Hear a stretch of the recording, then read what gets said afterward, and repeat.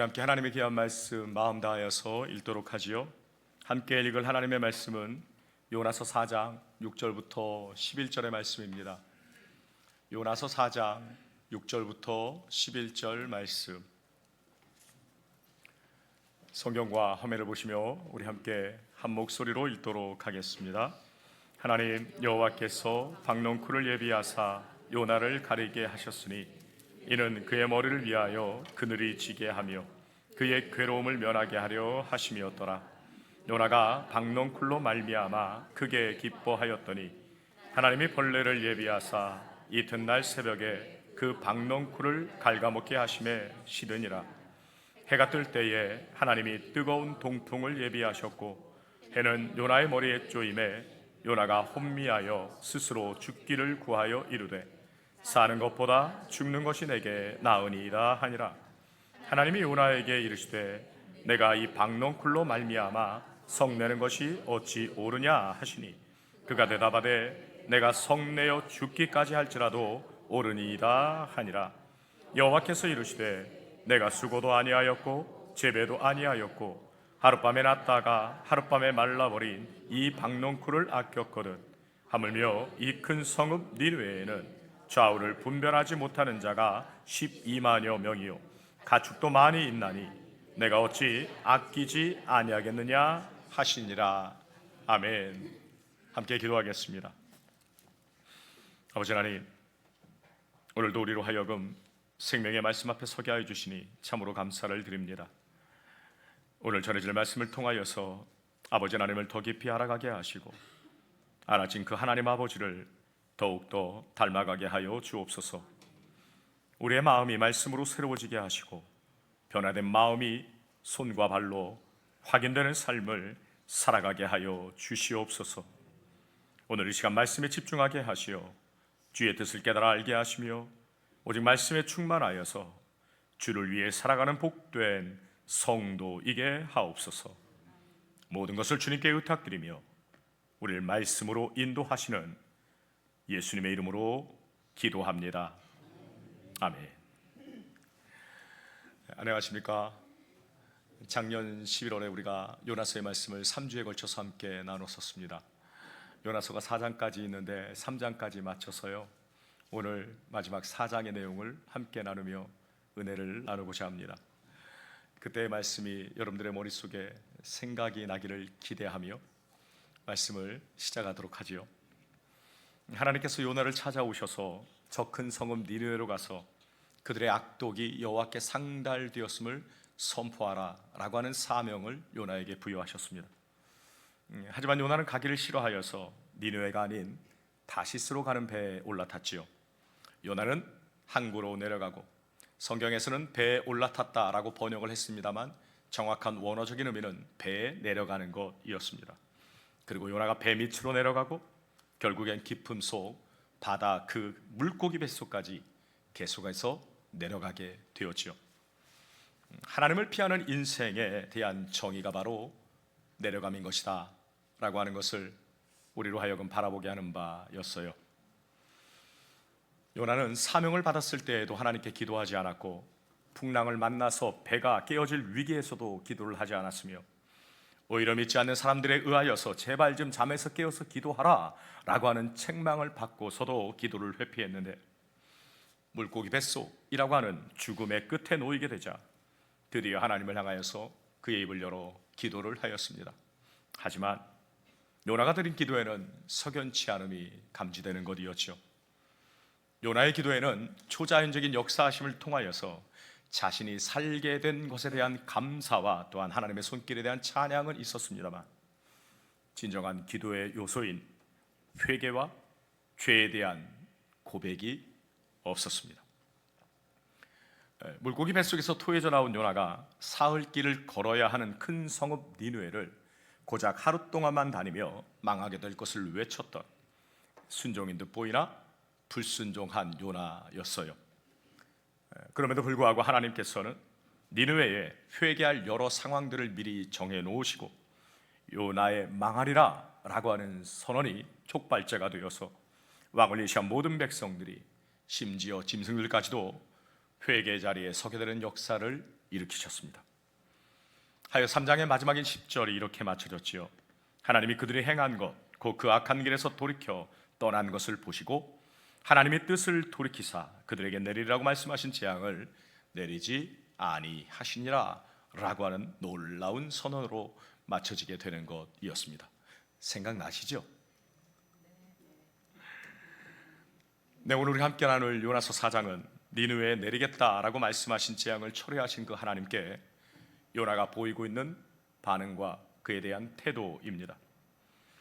앞에서 조금은 감춰져 있었던 죄악된 요나의 민낯이 본문에서부터 노골적으로 표출이 되고 있다라고 하는 것이 확인되네요. 요나서의 4장은 1절에서 이렇게 시작합니다. 요나가 매우 싫어하고 성내며 여호와께 기도하는 것으로 말이죠. 2장에서 확인했었던 요나가 드린 기도의 석연치 않음이 지금 4장에 이르러서는 확연하게 드러나고 있는 것이에요. 요나가 여호와 하나님께 기도를 드리는데 매우 싫어하고 화를 내며 성을 내고 하나님께 최강의 분노의 감정을 쏟아내고 있습니다. 죄 가운데 있는 우리는 내 뜻대로 이루어지지 않을 때, 때론 그것이 하나님의 뜻이라고 할지라도 하나님을 향하여 성을 냅니다. 우리가 그렇게 하나님께 화를 내며 대드는 인생들이죠. 그만큼 내 인생이 중요한 것이고 내 판단이 중요한 것이며 내 결정대로 되어야만 한다라고 하는 자기의가 강합니다. 자기 감정에 불쾌하다 여기면 하나님의 뜻도 없습니다. 보이질 않는 거예요. 아니, 보려 하지도 않습니다. 우린 그렇게 하나님조차도 내 뜻에 굴복시키려고 하는 완악한 존재들입니다. 우리 존재에 대한 자각에서 회개가 시작되는 것인데 요나는 지금 여전히 자기 중심으로 가득 차 있으니 하나님께 대들며 반항을 하고 있는 것입니다.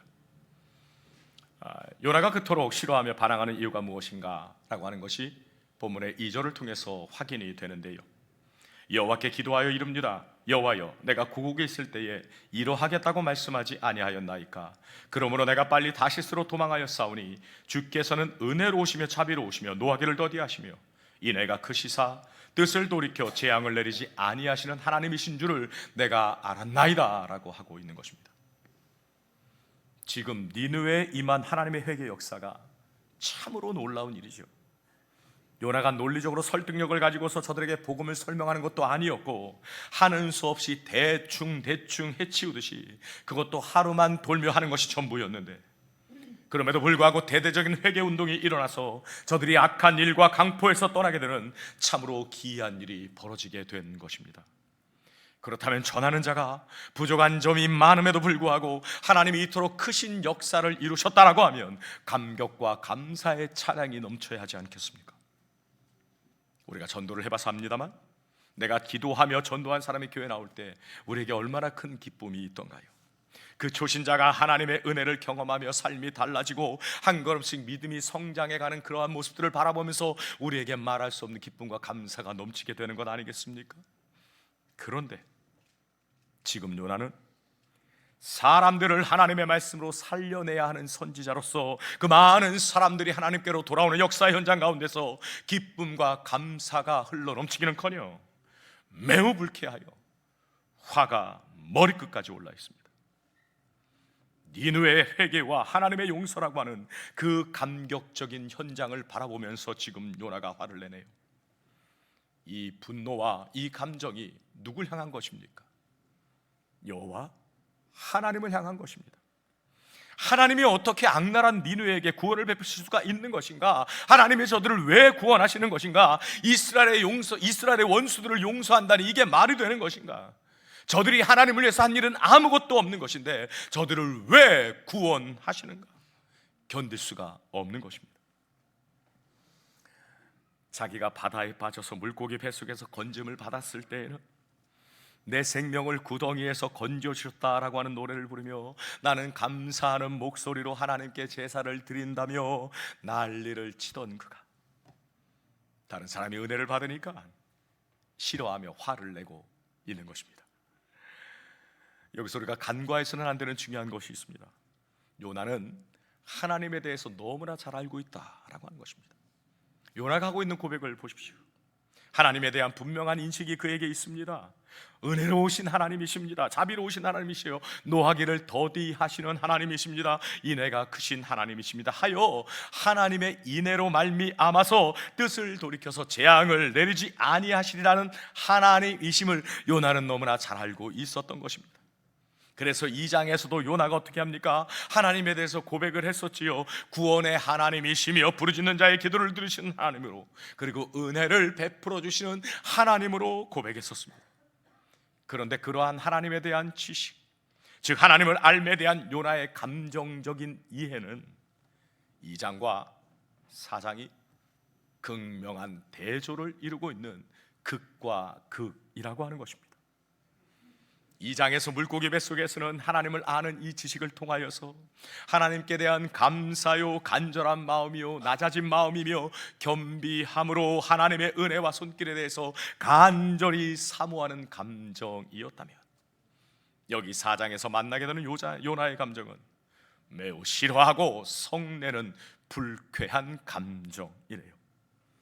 즉 요나는 하나님을 아는 지식이 자신에게 적용될 때와 다른 사람에게 적용됨에 있어서 전혀 반대적인 감정을 갖고 있음이 확인이 됩니다. 자신이 구원받음에 대하여서는 구원의 하나님이심을, 부르짖는 기도에 응답하시는 하나님이심을, 그리고 하나님 앞에 간구할 때에 은혜를 베푸시는 인애로우신 하나님이심을 감사하지만, 자기가 아닌 니느웨가 하나님의 인애와 그 사랑의 혜택을 누리는 데 있어서는 매우 불쾌함을 가지고 악감정을 표출하고 있는 것입니다. 요나는 자신의 죄에는 시선을 두지 않고 니느웨, 즉 다른 사람의 죄에만 시선을 두었습니다. 요나는 정작 자기 자신을 보고 있지 않는 것입니다. 하나님께서는 그러한 요나를 통하여서 오늘 우리의 죄악을 드러내고 계시네요. 요나만 그런 것일까요? 요나를 향해서 손가락질할 수 있는 우리인가 말입니다. 우리도 요나와 같을 때가 참으로 많음을 고백하게 됩니다. 내가 잘못했을 때는 어떤가요? 하나님이 그냥 은혜를 베풀어 주시고 그냥 넘어가 주기도 하시고 그러기를 우리는 간절히 바랍니다. 그런데 다른 사람이 잘못했을 때는 완전히 경우가 달라지죠. 특히 그 사람이 내가 싫어한다거나 나에게 상처를 준 사람이라면 더더욱 그렇습니다. 어떻게든 벌 받으면 좋겠고, 어떻게든 그 잘못이 환하게 드러나서 민망한 상황에 처해지기를 원합니다. 하나님이 그 사람에게 은혜를 베푸는 그것이 화가 나는 거예요. 요나처럼 말이죠. 나는 은혜를 받을 만하지만 저런 사람들은 안 된다라고 하는 겁니다. 저런 사람까지 은혜를 주신다는 건 공평하지 않다라고 하는 거예요. 하지만 하나님의 은혜는 너무나도 파격적입니다. 그래서 그 파격적인 앞에서 어떤 사람들은 분노하기도 하고 어떤 사람들은 그 은혜 앞에 걸려 넘어지기도 하는 거예요. 그게 무슨 공평한 하나님이냐라며 말이죠. 하지만 여러분, 우리는 하나님의 은혜가 얼마나 넓은가라고 하는 것을 배워야 합니다. 그래서 우리의 마음을 넓혀야 하는 거예요. 여러분, 요나는 하나님에 대해서 알고 있는 그 지식이 그의 삶을 지배하진 못했습니다.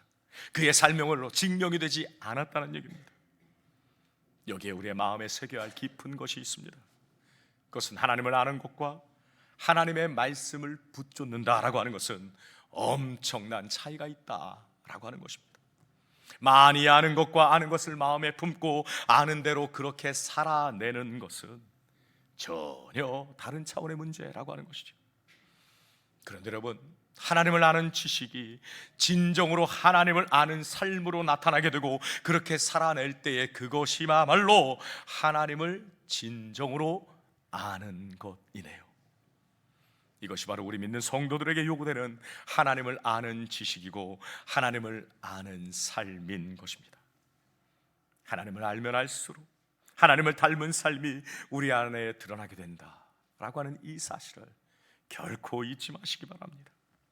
그리고 그렇게 하나님을 아는 지식을 삶으로 증명해가며 하나님의 나라를 이 땅 가운데서 세워가야 되는 것이 성도의 인생임을 기억하십시오. 오늘 우리에게 하나님을 아는 지식의 풍성함이 하나님을 닮은 삶으로 우리의 손과 발을 통하여서 드러나게 되기를 주님의 이름으로 간절히 축원합니다. 오늘 본문의 3절에 나오는 요나는 자신이 갖고 있는 절망적인 감정의 표출을 정면으로 마주하게 됩니다. 3절의 내용이 무엇인지 우리 함께 읽어볼까요?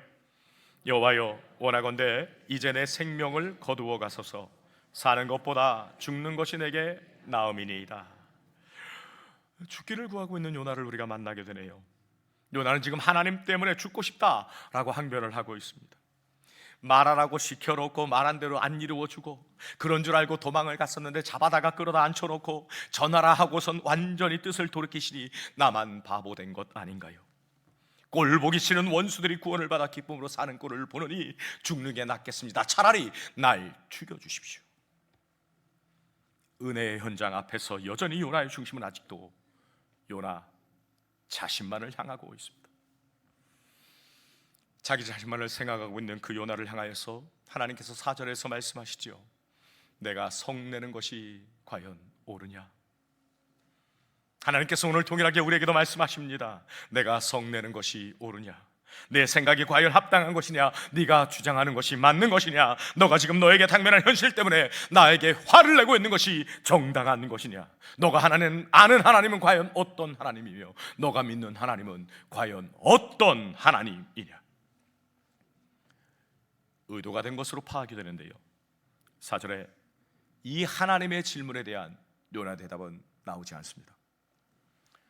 이것이 어떤 대답을 해야 하는 것인가 라고 하는 말을 앞세우기보다 저와 여러분의 마음이 과연 어떤지를 살펴보게 하시는 하나님의 은혜로의 초청인 것이죠. 하나님을 아는 것과 하나님을 아는 지식으로 순종하며 사는 삶이 어떠한 것인지를 질문으로 던지시는 그 하나님 앞에서 요나가 어떻게 했는지, 오늘 동일한 질문을 우리가 받게 된다면 저와 여러분은 어떠해야 할 것인지 본문을 좀 더 살펴보며 그 답을 우리가 찾아가도록 하겠습니다. 5절의 말씀을 우리 함께 읽도록 하지요. 요나가 성읍에서 나가서 그 성읍 동쪽에 앉아 거기서 자기를 위하여 초막을 짓고 그 성읍에 무슨 일이 일어나는가를 보려고 그 그늘 아래에 앉았더라. 요나가 니느웨 성 밖으로 나아갔습니다. 그리고 자기를 위하여 초막을 지었습니다. 일단 하나님이 말씀하신 40일을 기다려 봐야 하는 것이니까요. 그리고 40일이 되자 니느웨가 한눈에 들여다 보이는 곳으로 가서 니느웨에 무슨 일이 일어나는가 라고 하는 것을 요나가 보려 하고 있습니다. 요나의 마음에는 아직 미워하는 사람을 향한 하나님의 사랑과 인애는 그 마음에 수납이 되지 않고 있다라고 하는 것이 확인이 되네요. 하나님은 이런 요나의 삐뚤어진 마음을 끝까지 들추어내십니다. 하나님께서 요나의 그 삐뚤어진 마음을 돌이키시기 위하여서 요나서 2장에서는 큰 물고기를 통하여서 초자연적인 역사하심을 준비하셨다면, 여기 지금 4장에서는 일반적인 자연현상을 통한 역사를 펼쳐 가시네요. 본문의 6절부터 8절을 통하여서 그것이 박넝쿨이요 벌레요 또한 뜨거운 동풍이라는 것을 알게 됩니다. 하나님께서는 박넝쿨과 벌레 그리고 뜨거운 동풍을 통하여서 요나의 마음의 그 변화를 촉구하고 계십니다. 지금 요나가 어디에 있습니까? 니느웨가 어떻게 되는지를 내가 내 눈으로 보겠다라고 하며 성읍 동쪽 봐, 니느웨가 잘 보이는 곳에 있습니다. 하나님께서 박넝쿨을 준비하셔서 장렬하게 하는 때리쬐는 그 태양으로부터 요나를 가리게 하십니다. 피하게 하시네요. 박넝쿨로 인하여서 생긴 그 그늘 때문에 요나는 참으로 기뻐합니다. 요나가 기뻐하고 있는 그 마음의 동인이 무엇인지를 보십시오. 하나님이 자신을 위해 준비해 놓은 것을 통한 기쁨입니다. 요나가 박넝쿨로 인하여 크게 기뻐하며 매우 행복해하고 있습니다. 여기 요나서에서 요나가 기뻐했다라고 하는 표현이 여기에서 처음 나옵니다. 요나서 4장 가운데서 요나의 기쁨은 박넝쿨로 자신이 장렬하는 태양에서 가려진 것, 그것으로 인한 기쁨이었다라고 하는 거예요.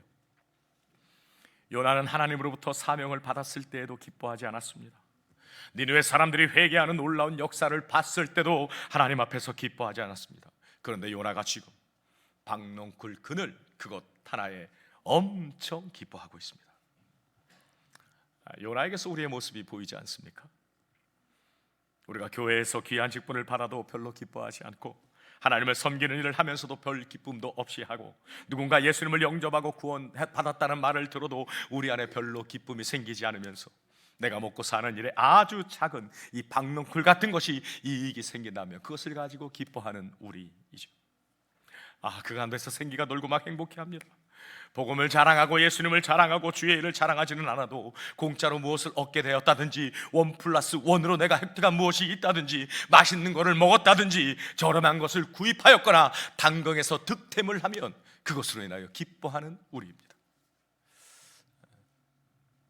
하나님께서 박농쿨로 인하여서 기뻐하는 그 요나를 위하여서 다음 날 새벽에 벌레를 보내셔서 박농쿨을 다 갉아먹게 하십니다. 박농쿨도 또한 벌레도 다 동일하게 무엇입니까? 하나님이 예비하신 것이에요. 그런데 요나의 반응은 전혀 다른 것이네요. 8절을 보십시오. 우리 함께 읽겠습니다. 해가 뜰 때에 하나님이 뜨거운 동풍을 예비하셨고 해는 요나의 머리에 쪼임에 요나가 혼미하여 스스로 죽기를 구하여 이르되 사는 것보다 죽는 것이 내게 나으니이다 하니라. 요나가 박농쿨로 인한 그 그늘이 사라지게 되자 하나님을 향하여서 불평과 원망을 쏟아내고 있습니다. 사는 것보다 죽는 게 차라리 낫습니다. 뜨겁고 견디기 힘들면 그 자리를 피하면 그만입니다. 지금 요나가 왜 거기에 앉아 있는 것입니까? 니느웨가 망하는 것을 내 눈으로 직접 보겠다라고 하며 그 자리에 앉아 있는 것 아니겠어요? 어디 어떻게 망하나 나는 반드시 보겠다. 내가 항변했으니 하나님께서 벌을 내리셔야 맞다라고 하는 마음에 그곳에 주저앉아 있습니다. 요나서를 보면 하나님이 요나를 위하여 참 많은 것을 준비하셨습니다. 금바람과 폭풍을 준비하셨고 큰 물고기를 보내셨고 박농쿨과 벌레도 보내시고 또 뜨거운 햇빛과 또한 동풍까지 준비하셨습니다. 자기 중심에서 벗어나지 못하고 있는 요나, 편협됨으로 하나님을 보고 있는 그 요나, 깨닫지 못하고 완고하고 철없는 그 요나를 돌이키고 가르치시기 위한 하나님의 은혜가 그럼에도 불구하고 계속되고 있네요. 그런데 요나가 깨닫질 못해요. 3절에서는 니느웨가 회개하는 모습을 보면서 니느웨가 망하는 꼴을 보노니 차라리 사는 것보다 죽는 게 낫다라고 하던 그 요나가 여기 8절에서는 어떻게 합니까? 박농쿨이 사라진 그것 때문에 또 사는 것보다 죽는 게 낫다 하고 있습니다. 이 걸핏하면 죽는 게 낫다라고 하는 그 요나에게 하나님께서 물으시네요. 내가 성내는 것이 과연 옳으냐? 요나야, 너가 지금 이 박농쿨 때문에 화를 내고 있는 게 도대체 맞는 거냐? 내 말을 전하는 선지자인 너가 니느웨 회개를 직접 보고서도 기뻐하지 않으며 화를 내며 죽기를 구하고 있는 이것이 도대체 말이 되는 것이야? 4절에서는 하나님께서 성내는 것이 옳으냐라고 물으실 때에 아무런 답이 없던 요나가 9절에서는 어떻게 합니까? 내가 성내어 죽기까지 할지라도 옳습니다. 자신은 죽어도 옳다라고 하는 것이죠. 자신이 지금 하나님을 향하여 화를 내는 것은 정당한 것이고 맞는 것이다 라고 주장을 합니다. 인간의 원망과 분노가 이러합니다. 죽으면 죽었지 자기 정당성, 당위성을 포기하지 않아요. 성내어 죽기까지 할지라도 합당하다, 옳다 여깁니다. 오늘 저와 여러분의 모습이 아니겠습니까? 참으로 사소한 일로 인하여서 죽기까지 분노하고 있지는 않습니까? 정말 중요한 일에는, 영적인 그 일에는 청각심을 가지고서 나서지도 않으면서, 하나님의 일이 잘 안 되는 데에서는 애통해하거나 가슴 아파하지도 않으면서, 별로 마음도 두지 않으면서 나의 일상의 작은 일, 이래도 되고 저래도 되는 그러한 일에는 앞장서서 내 주장을 하고 있지 않는가 말입니다. 사소한 말 한마디로 평생 원수처럼 지내기도 있습니다. 나에게 아픔을 준 사람 죽어도 용서 못한다 합니다. 요나를 비롯한 우리의 인생들이 원망과 분노를 쏟아내고 있는 그 정당성의 주장에는 무엇이 들어있는 것인가요? 내가 세상의 중심이다 라고 하는 거예요. 세상은 나를 위해 있어야 한다라는 것이고 하나님조차도 나를 위한 하나님이어야 한다라고 하는 것입니다. 하나님께서 이러한 요나에게 마지막으로 말씀을 하시며 요나서가 그 대난원의 마지막을 맺습니다. 함께 읽어볼까요? 여호와께서 이르시되 내가 수고도 아니하였고 재배도 아니하였고 하룻밤에 났다가 하룻밤에 말라버린 이 박농쿨을 아꼈거든. 하물며 이 큰 성읍 니느웨에는 좌우를 분별하지 못하는 자가 12만여 명이요 가축도 많이 있나니 내가 어찌 아끼지 아니하겠느냐 하시니라. 사랑하는 성도 여러분, 요나서는 이렇게 끝이 납니다. 요나의 아무런 답이 없습니다. 묵묵부답. 요나의 침묵이 우리에게 크나큰 여운을 주고 있어요. 요나의 행보에 대한 내용도 나오지 않고 어떤 뚜렷한 결말도 없이 하나님의 애끓는 그 심정의 질문으로 요나서가 마쳐지네요. 그런데 이 질문은 굉장히 중요한 메시지를 담고 있습니다. 요나는 집착할 가치도 없는 박농쿨, 그것도 자신이 심어서 기른 것도 아닌 자기의 권리도 없는 박농쿨의 마음을 쏟고 아끼며 그것 때문에 화를 냈었지요. 그렇다면 하나님께서는 그것과는 비교할 수 없는 사람들을 아끼는 것이 너무나도 당연한 것 아니겠습니까? 하나님은 요나에게 물어보고 계십니다. 그리고 동일하게 하나님께서 우리에게 묻고 계십니다. 우리가 화를 내고 짜증을 내며 불평하고 원망하는 것들에 대하여서 너가 성내는 것이 옳은지를 말입니다. 우리는 모두가 요나가 되어서 하나님의 이 마지막 질문 앞에 말이 아니라 삶으로 대답을 해야 합니다. 오늘 하나님의 말씀 앞에서 발가 벗겨진 채로 우리 자신을 돌아보는 귀한 은혜가 있기를 간절히 원합니다. 사랑하는 성도 여러분, 나에게 니느웨는 누구입니까? 내가 용서할 수 없고 용납할 수 없는 상황이나 그러한 사람은 과연 누구인가요? 그 사람이 누구든지 그 상황이 어떤 것이든지 아무리 내게 상처를 주었다라고 하더라도 내 기준에 맞지 않는 것이라 할지라도 우리는 용서하고 사랑하고 은혜를 베풀고 또한 기회를 주며 그 사람이 하나님의 은혜를 경험하도록 인도하며 기도해야 합니다. 바르게는 저와 여러분이 하나님께서 요나에게 가르치시고자 했던 그 하나님의 마음을 우리가 헤아리고 깨닫고 품고 손발로 살아내게 되기를 주님의 이름으로 간절히 축원합니다. 아멘.